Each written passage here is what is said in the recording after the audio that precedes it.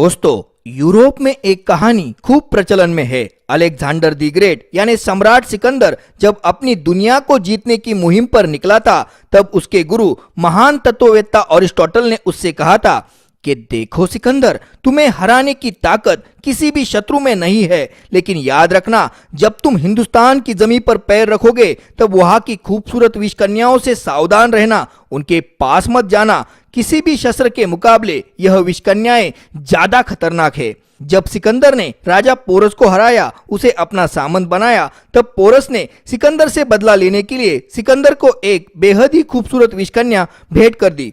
उस विषकन्या के स्वर्गीय सौंदर्य से सिकंदर सम्मोहित हो गया, अपने गुरु ने दी हुई सलाह को भूल गया और जिस दिन से सिकंदर ने अपने आगोश में उस विषकन्या को ले लिया, उस दिन से विष बाधा होने के कारण उसकी तबीयत दिनों दिन बिगड़ती गई और सिकंदर की आखिर में तड़प तड़प कर मृत्यु हो गई। भारत के अनेक प्राचीन मंदिर की दीवारों पर सुंदर विष कन्याओं के शिल्प खुदवाए हुए हैं। अजंता की दीवारों पर भी हमें विष कन्याओं के चित्र मिलते हैं। विष कन्याओं की यह परंपरा भारत में हजारों साल पुरानी है।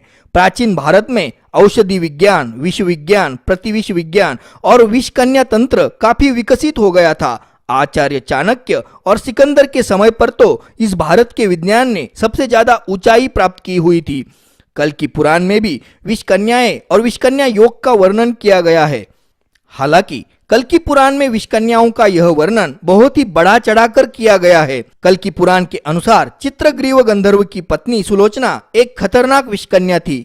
चाणक्य विष्णुगुप्त द्वारा लिखित अर्थशास्त्र में भी विष कन्याओं का उल्लेख किया गया है। जैनों के प्राचीन साहित्य में एक ग्रंथ है जिसका नाम है राजौली कथा। उस ग्रंथ में बताई हुई एक कहानी हमें आज भी आश्चर्यचकित कर देने वाली है। वह कहानी कुछ इस प्रकार है। आचार्य चाणक्य विष्णुगुप्त ने चंद्रगुप्त मौर्य की आयु बढ़ाने हेतु उसकी विष कन्याओं से और अन्य विष प्रयोगों से रक्षा करने हेतु उसके खाने में हर रोज थोड़ा थोड़ा सिद्ध किया हुआ जहर वैज्ञानिक तरीके से मिलाना शुरू किया, लेकिन इस बात का खुद चंद्रगुप्त को भी पता नहीं था। एक दिन उसकी पत्नी दुर्धरा, जो कि 9 माह की गर्भवती थी, उसके पास प्यार से आकर बैठ गई। उस समय चंद्रगुप्त भोजन कर रहा था तो उसने अपनी थाली में से कुछ नेवाले प्यार से दुर्धरा को भी खिला दिए। दुर्धरा उस जहरीले खाने से जमीन पर गिरकर बेहोश हो गई और उसकी तुरंत मृत्यु हो गई। जब यह खबर आचार्य चाणक्य को पता चली, तब वह वहां पर दौड़ते हुए आ गए। आचार्य चाणक्य ने मृत दुर्धरा के पेट को चीरकर उसमें से बालक को बाहर निकालने की आज्ञा दे दी। जब बच्चे को बाहर निकाला गया तब वह जीवित ही निकला, लेकिन विष के प्रकोप से उसके माथे पर काले बिंदु जैसे दाग बन गए थे। इसलिए उस नवजात शिशु का नाम बिंदुसार रखा गया। मुद्रा राक्षस नाम के एक संस्कृत साहित्य में ऐसा वर्णन किया गया है कि चाणक्य और चंद्रगुप्त के दुश्मन रहे अमात्य राक्षस ने एक खूबसूरत और भयंकर विषकन्या को चंद्रगुप्त का कत्ल करने हेतु भेज दिया, लेकिन शातिर चाणक्य ने उस विषकन्या को चंद्रगुप्त की बजाय एक सेनाधिकारी पर्वतक के पास भेज दिया। इससे पर्वतक की मृत्यु हो गई। कथा सरित सागर, शुक्ल सप्तदी, जातक अलंकार, फिरदौसी द्वारा लिखित चरित्र ग्रंथ, ऐसे कई सारे साहित्यों में विष कन्याओं का वर्णन हमें मिलता है। मैथुन और यौन एक प्राकृतिक आवश्यकता है। सत्ता के खेल में दुश्मन को मात देने के लिए महिलाओं के इस्तेमाल का इतिहास भी सत्ता जितना ही पुराना है। पुरुष चाहे कितना भी ताकतवर क्यों ना हो, लेकिन सुंदर स्त्री उसकी कमजोरी होती है और आदमी के दुश्मन तो आदमी की इस कमजोरी का लाभ अवश्य ही उठाना चाहेंगे। विष कन्याओं के कई सारे प्रकार उस समय में थे। साधारण लड़कियों को विष कन्याओं में तब्दील करने का एक पूरा तंत्र ही उस समय पर विकसित किया गया था। यह प्रक्रिया कई सालों तक चलती थी। विष कन्याओं को तैयार किया जाता था उस समय के व्यापारी नगरवधु यानी वेश्याओं की निगरानी में, या फिर राज्य की गुप्तहेर यंत्रणा की निगरानी में, या फिर इन दोनों के संयुक्त निगरानी में। समय पर समाज में वेश्याओं को यानी नगरवधुओं को एक बड़े सम्मान का स्थान प्राप्त था। विषकन्या तैयार करने की प्रक्रिया बड़ी जटिल थी। एक विषकन्या को तैयार करने के लिए 10 से 12 साल का समय लग जाता था। इस हेतु 2 या 3 साल की सुंदर और सुदृढ़ बालिकाओं को चुना जाता था। उस जमाने में भी पैसों के लालच में आकर खुद की बेटियों को बेचने वालों की भी कमी नहीं थी। उस समय अगर किसी पंडित जी ने यह बता दिया कि इस बालिका के कुंडली में विष कन्या योग है, तब उस बालिका के माता पिता तुरंत उस बालिका को नगरवधु या राज्य की गुप्तहेर यंत्रणा को बेच देते थे। सुंदर बालिकाओं के बदले एक अच्छी कीमत उन्हें मिल जाती थी। विष कन्याएं तैयार करने की कई सारी तंत्र विधियां थी, लेकिन सबसे सामान्य पद्धति थी मिथ्रिडैटिज्म की। मिथ्रिडैटिज्म यह शब्द आया है मिथ्रिडेटस छठे नाम के ग्रीक पोंटस राजा से। यह राजा बचपन से ही कई सारे जहर हर रोज कम मात्रा में लेता था। कुछ सालों बाद तो यह स्थिति आई थी कि उस समय के किसी भी जहर का असर मिथ्रिडेटस पर नहीं होता था। इन चुनी हुई बालिकाओं को उस समय के उपलब्ध सारे प्रकार के जहर बहुत ही कम मात्रा में सिद्ध करके वैज्ञानिक तौर से दिए जाते थे, ताकि उनके शरीर को जहर पचाने की आदत धीरे धीरे हो जाए। धीरे धीरे उन्हें देने वाली जहर की मात्राएं बढ़ाई दी जाती थी। मिथ्रिडैटिज्म की इस प्रक्रिया में आधे से भी ज्यादा बालिकाएं मर जाती थी। जिंदा रहे बालिकाओं के खून में विष की मात्रा बढ़ जाती थी। उनके शरीर के स्रावों में भी यह जहर उतर जाता था। उस समय के सभी प्रकार के जहर इन विष कन्याओं का कुछ भी बिगाड़ नहीं सकते थे। सांप का विष उनके शरीर पर टैटू निकालकर उन्हें दिया जाता था। आज भी ब्रह्मदेश के सांप पकड़ने वाले सपेरे अपने शरीर पर सांप के जहर से टैटू बनवा लेते हैं, ताकि उनके शरीर को सांप के जहर की आदत हो जाए। विष कन्या यानी राजनीतिक व्यक्तियों के लिए एक बड़ा कारगर हथियार था। इन विष कन्याओं का दिमाग बचपन से ही एक विशिष्ट विचारधारा से प्रेरित किया जाता था, एक आइडियोलॉजी से भर दिया जाता था, उनका ब्रेन वॉश किया जाता था। अधिकांश समय पर यह आइडियोलॉजी धर्म प्रेम या राज्य प्रेम की थी। अकेले आचार्य चाणक्य ने ही उस समय पर मजबूत मध्यवर्ती राष्ट्र की संकल्पना सामने रखी थी। तो देशभक्ति पैट्रियोटिज्म यह सिर्फ महान आचार्य चाणक्य द्वारा बनाई गई विष कन्याओं की एक आइडियोलॉजी थी। चाणक्य की विचारधारा से प्रेरित यह विष कन्याएं सबसे ज्यादा खतरनाक थी। आचार्य चाणक्य ने अपने इन विष कन्याओं का इस्तेमाल करके अपने सैकड़ों दुश्मनों को बिना युद्ध लड़े ही खत्म कर दिया था। इन विष कन्याओं को नृत्य, गायन, संगीत, तलवारबाजी, तीर चलाना, काव्य शास्त्र, राजशिष्टाचार, मधुर संभाषण, विश्व विज्ञान, प्रतिविश्व विज्ञान, अभिनय यानी एक्टिंग, काम क्रीड़ा शास्त्र आदि कई सारी कलाएं और तंत्र उस कला में निपुण व्यक्ति द्वारा सिखाए जाते थे।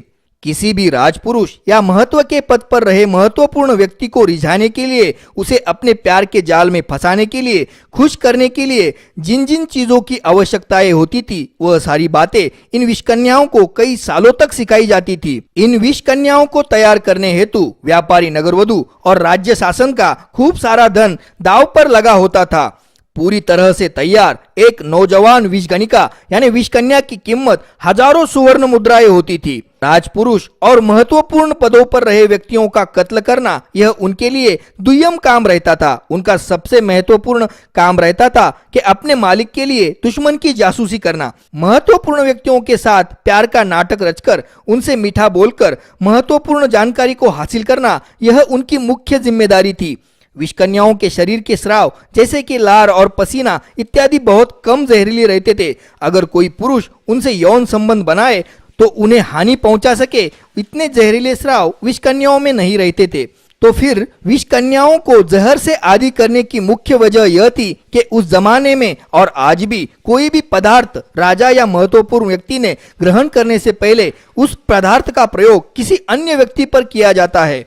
तो इसी वजह से किसी भी व्यक्ति पर विष प्रयोग करने से पहले विष कन्याएं उस पदार्थ को खुद खाकर दिखाती थी, ताकि सामने वाले को उन पर शक न हो। बिल्कुल नौजवान बेहद ही खूबसूरत विष कन्याएं अपने उत्तम अभिनय से, मधुर संभाषणों से, काव्य शास्त्र के ज्ञान से, राज शिष्टाचार एवं विनयपूर्ण व्यवहार से, नृत्य, गायन और संगीत की कलाओं से महत्वपूर्ण व्यक्तियों के निकट पहुंच जाती थी।